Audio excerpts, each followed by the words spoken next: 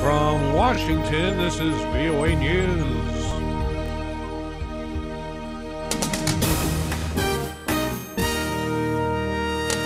Syria and Iran assist Baghdad against Sunni insurgents. Thousands flee eastern Ukraine as end of ceasefire looms. I'm Ray Kouguell reporting from Washington.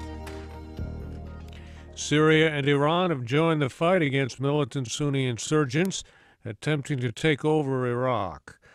Iraqi Prime Minister Nouri al-Maliki says Syrian warplanes targeted militants earlier this week on the Syrian side of the Iraqi-Syrian border. The attacks occurred Tuesday. Mr. Maliki said he welcomed them, but that he did not ask for them.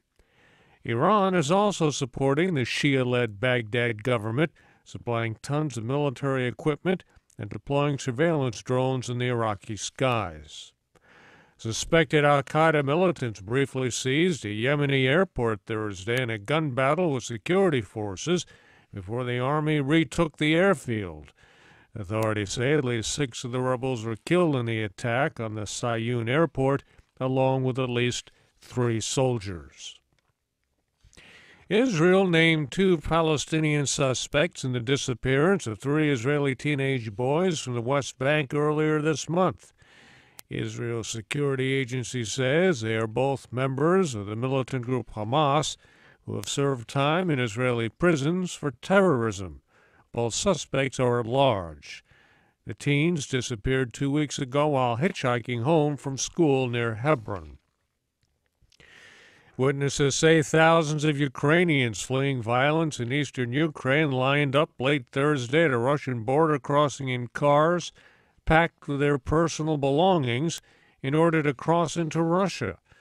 The exodus came hours before a week-long Ukrainian ceasefire was to expire, with little progress reported in talks aimed at ending a deadly armed rebellion by pro-Russian separatists. Earlier Thursday, Ukraine President Petro Poroshenko called on Russia to support his peace plan with actions, not words. Pakistan's military claims to have killed more than 330 suspected terrorists in its ongoing air and artillery offensive in the North Waziristan district on the Afghan border. The army action, which started almost 2 weeks ago, is forcing almost 500,000 people to flee to safety. Most of them are women and children. Ayaz Gul reports. Thousands of displaced people with their belongings piled high on buses, tractors and donkey carts continue to pour out of North Waziristan. Most are ending up in host communities or renting houses around the nearby town of Bannu.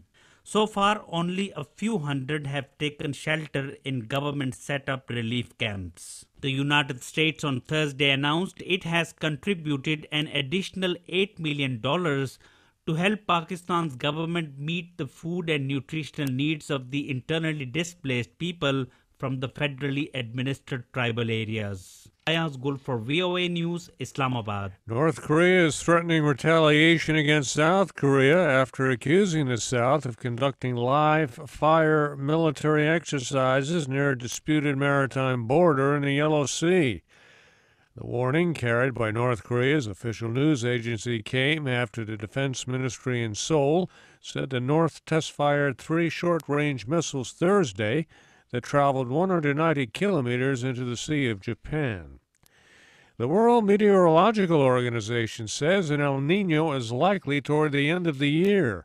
That means the world can expect hotter, drier, and wetter weather. Lisa Schlein has details. El Niño is characterized by unusually warm ocean surface temperatures in the central and eastern tropical Pacific. It recurs at 2 to 7 year intervals and has a major impact on the climate around the world. World Meteorological Organization Climate Prediction and Adaptation Branch Director Max Dilley says sometimes these conditions can be quite extreme. The World Meteorological Organization says it expects this year's El Niño to reach the same levels of strength as the last El Niño from 2009 and 2010, which was the hottest year on record. Lisa Schlein for VOA News, Geneva. Former U.S. Republican Senator Howard Baker, who became a household name during the 1973 Watergate hearings, has died at 88 following a stroke.